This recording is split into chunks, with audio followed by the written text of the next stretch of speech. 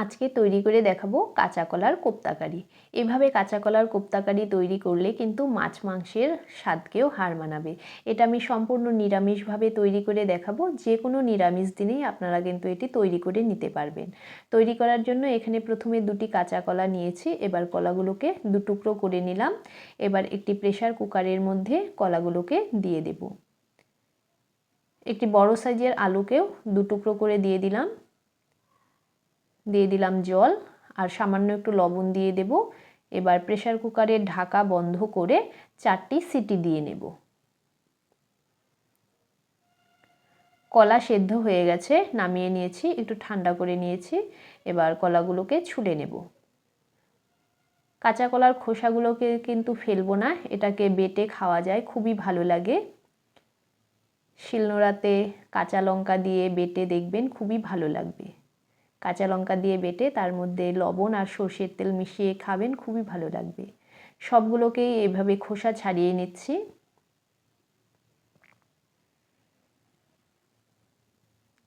খোসা ছাড়িয়ে নিয়েছি। এবার একটি মশলা তৈরি করে নেব। তার জন্য নিয়ে নিচ্ছি গোটা জিরে, গোটা মৌরি আর গোটা ধনে নিয়ে নেব, আর একটি শুকনো লঙ্কা। এগুলোকে এভাবে ড্রাই রোস্ট করে নিতে হবে। ড্রাই রোস্ট করে নিয়ে একটা পাউডার তৈরি করে নিতে হবে।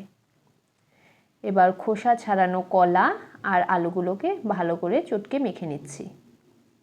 একটু ভালো করে মেখে নিতে হবে যেন কোনো গুটি গুটি ভাব না থাকে। একটা ম্যাশারের সাহায্যেও কিন্তু ম্যাশ করে নেওয়া যায়।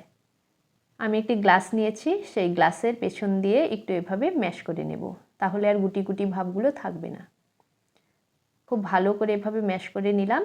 এবার এর মধ্যে দিয়ে দিচ্ছি স্বাদ অনুসারে লবণ, 1/4 চামচ পরিমাণ হলুদ গুঁড়ো, কাঁচা লঙ্কা কুচি দিয়ে দেব, দুটি কাঁচা পাকা লঙ্কা দিয়ে দিয়েছি। আর যে মশলাটা তৈরি করে নিয়েছিলাম সেই মশলাটাকে গুঁড়ো করে 1 চামচ দিয়ে দিলাম। আর দিয়ে দেব 1 চামচ পরিমাণ বেসন। এর মধ্যে কিন্তু আপনারা পেঁয়াজ কুচিও ব্যবহার করতে পারেন। আমি যেহেতু নিরামিষভাবে তৈরি করছি, আমি আর পেঁয়াজ কুচি ব্যবহার করলাম না। এবার সব উপকরণগুলোকে দিয়ে একটু ভালো করে মেখে নিতে হবে। ভালো করে মেখে নিয়েছি। এবার কোপ্তাগুলোকে তৈরি করে নেব। এভাবে গোল গোল করে নিয়েও কিন্তু ভাজা যায়। আমি একটু গোল করে নিয়ে হাতের তালুর মধ্যে এভাবে চেপে দিলাম, একটু টিক্কির শেপে তৈরি করে নেব। আরেকটাকেও তৈরি করে নিচ্ছি। একটু গোল করে নিয়ে হাতের তালুর মধ্যে চাপ দিয়ে দেব। এভাবেই সবগুলোকে তৈরি করে নেব। আপনারা নিজেদের পছন্দ মতো তৈরি করে নিতে পারেন, এভাবেও তৈরি করে নিতে পারেন, গোল গোল করেও তৈরি করে নিতে পারেন। সবগুলোকেই তৈরি করে নিয়েছি। এবার এগুলোকে ভেজে নেব। তার জন্য কড়াইয়ের মধ্যে দিয়ে দিয়েছি তেল। তেল গরম হয়ে যাওয়ার পর এবার কোপ্তাগুলোকে দিয়ে দেব। সবগুলো কোপ্তাকেই একবারেই ভেজে নেব, একবারেই কড়াইয়ের মধ্যে ধরে যাবে, তাই সবগুলোকেই একবারে দিয়ে দিলাম। এবার একটু লাল লাল করে কোপ্তাগুলোকে ভেজে নিতে হবে।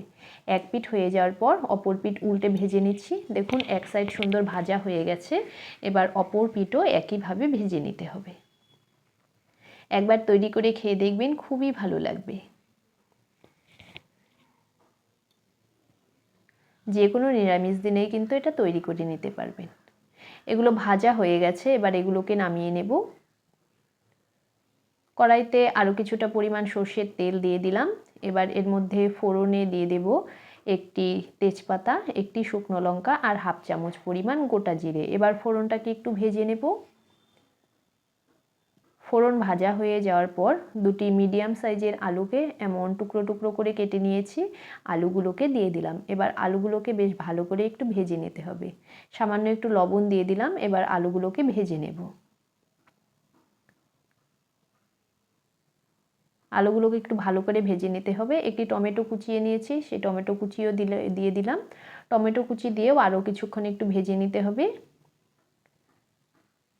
আলু আর টমেটো ভেজে নিয়েছি, আলুটাকে কিন্তু একটু ভালো করে ভেজে নিয়েছি। এবার দিয়ে দিচ্ছি 1/2 চামচ পরিমাণ হলুদ গুঁড়ো, 1/2 চামচ পরিমাণ জিরের গুঁড়ো, 1/2 চামচ পরিমাণ ধনে গুঁড়ো, আর দিয়ে দেব 1/2 চামচ পরিমাণ লাল লঙ্কার গুঁড়ো। ঝালটা আপনারা যেমন খাবেন সেই হিসেবে ব্যবহার করবেন। এবার সামান্য একটু জল দিয়ে মশলাটাকে বেশ ভালো করে কষিয়ে নিতে হবে। অল্প জল দিয়ে দিলাম। এবার মশলাটাকে ভালো করে কষিয়ে নেব। যতক্ষণ না পর্যন্ত মশলা থেকে তেল ছেড়ে দিচ্ছে ততক্ষণ পর্যন্ত মশলাটাকে একটু কষিয়ে নেব। মশলাটা বেশ ভালোভাবে কষানো হয়ে গেছে। এবার দিয়ে দেব ঝোল। দিয়ে দিচ্ছি দুটো মাছ দিয়ে ভেঙে নেওয়া কাঁচা পাকা লঙ্কা। সব কিছুকে বেশ ভালো করে মিশিয়ে দেব। এবার ঝোলটাকে বেশ ভালো করে ফুটিয়ে নিতে হবে। ঝোলটাকে বেশ ভালোভাবে ফুটিয়ে নিয়েছি। এবার কোপ্তাগুলোকে দিয়ে দিলাম। কোপ্তাগুলোকে দিয়ে বেশিক্ষণ জাল করব না, 1.5 থেকে 2 মিনিট একটু জাল করে নেব। এটা কিন্তু রেডি হয়ে গেছে, দেখুন। এবার এর মধ্যে সামান্য একটু গরম মশলা দিয়ে মিশিয়ে নামিয়ে নেব। একদম রেডি। এবার সার্ভ করে নেব। যদি রেসিপিটি ভালো লেগে থাকে তবে একটি লাইক করবেন, কমেন্ট করে জানাবেন কেমন হলো। আর অবশ্যই এভাবে একবার তৈরি করে খেয়ে দেখবেন, খুবই ভালো লাগবে। আর যদি আমার চ্যানেলে নতুন বন্ধু হয়ে থাকেন তবে প্লিজ চ্যানেলটিকে সাবস্ক্রাইব করে রাখবেন। তবে আজকে এখানেই শেষ করছি। ভালো